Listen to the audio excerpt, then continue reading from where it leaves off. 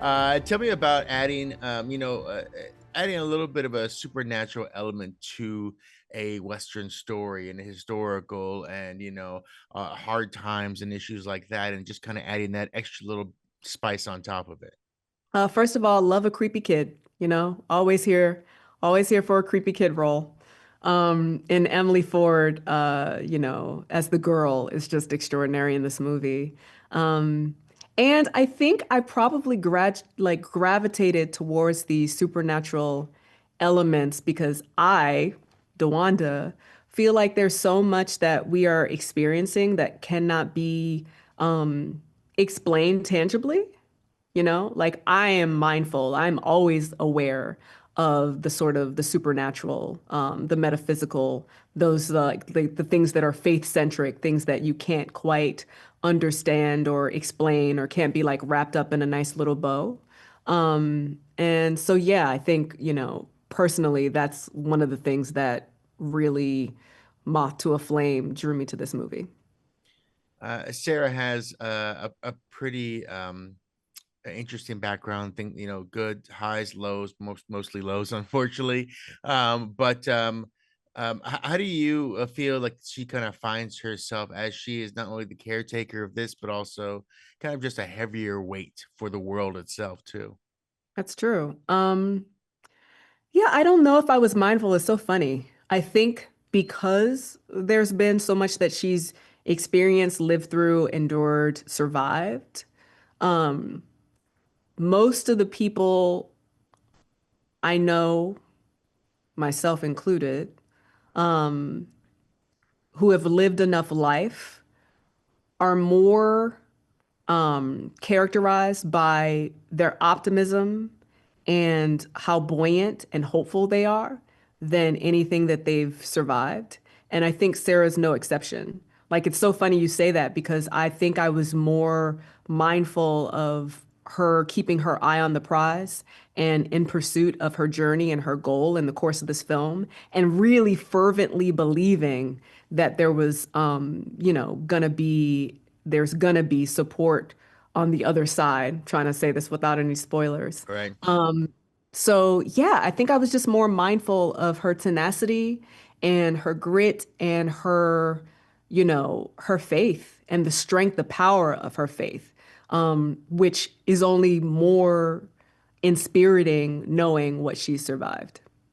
Now, knowing what she survived and her grit, the idea of being resolute is kind of a strong point in this as well, too. Sarah for sure, but also the opposite side of that coin is Guy Pearce's character Bender, who essentially doesn't know what's happening, is taking this because he needs it as opposed to he wants to be there. So Yep. tell me about that relationship with Guy and kind of having those things because we've seen Guy in such strong, you know, direct roles where he's like, I'm in charge of the world. What's happening? Kind of stuff. Yeah. This is kind of a different thing for him too. Very vulnerable. Both of these characters are like vulnerable and broken in wildly different ways. And I think that requires, such a high level of trust between us for sure. Um, but I can imagine, I mean, I will speak for myself, like, if people only ever want to see you one way, it becomes such a relief almost to actually be able to express the fullness of your humanity. And so for Guy, I think this really gave him a chance to be super broken.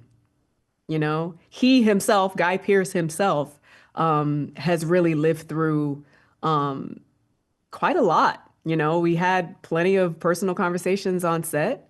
And so I think it's always nice as a performer to have somewhere to put the fullness of your life experience.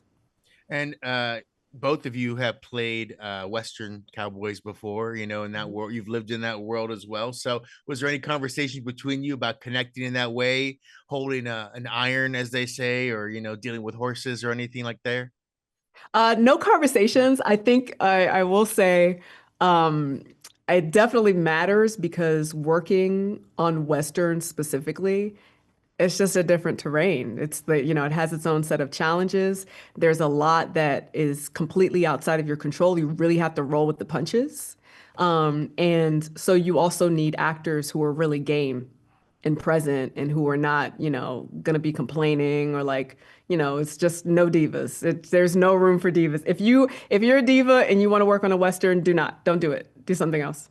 Right. Well, what was the old saying? I brought a couple times with westerns. I think Brando once said that if you want to connect to America as an actor, play a cowboy or something I think along so those too. lines too. Yeah. So I think Absolutely. there's definitely something there too. The last thing I do want to ask you is about the relationship between Edward and Sarah too.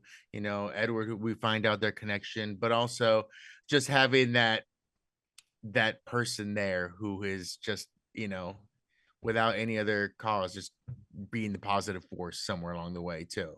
Yeah, I'm a number of things. So For one, Jack. I had met Jack Alcott um a few years earlier. He worked with my husband on Dexter when they first brought it back. Right. So I had known Jack and he was younger then. And if you're 5 years younger than me, you're my child. It doesn't matter. I don't know why. I've always been like that. If you were 5 years younger than me, you're a kid to me. That is what it is. I don't know what to tell you. I turned Sure. into Auntie DeWanda very quickly. Gotcha. So I'd already felt a level of protectiveness over Jack just because I'd known him. We'd had certain like mentory conversations before. So, when I learned that he was playing Edward in this film, I was like, well, of course he is. Of Okay. course he is. And, to your point, in the construct of this story, which if Guy's character, if Bender and Sarah are kind of the like the heart, the nucleus, the like grounding force, Edward's the sun, he's the light. He's the one that like lifts it, and kind of, gives you just a little bit of hope along the way. And I think he did a really beautiful job of that. So, last thing I want to ask, actually, now as my last question is going to be, the differences in playing a Western where it's like, okay, everyone looks good, everyone's nice, everything's great, and then, hey, let's throw some more dirt on your face, kind of Western. Like that's the grittier, this is a little bit of blood. You're gonna have sweat. You're gonna have all this stuff too. So, tell me about that juxtaposition because it seems like every moment someone's just like throw more on Guy's face, more on Guy's face, just like kept on throwing more stuff on him. So, So much stuff. I think, it was just, I'm glad that we were just all on the same page. I'm glad that, we were all mindful of the difficulties, the reality, the truth of what it meant, the complete and utter lack of dental hygiene, just the right. things that you would not have, the luxuries that did not exist. And it was really important. It just made, I think, all of our jobs as actors easier if it didn't make our jobs as human beings easier, because truly everything was just dusty and, it was, I mean, it's just not for everybody. It's just really, really challenging. 100%. We'll have to let you go, but I want to thank you for chatting with us today. We'll make sure to promote this, and I hope everyone in your world is happy and healthy. Thank you. Same. Thank you for the Be good. blessing. Thanks, all.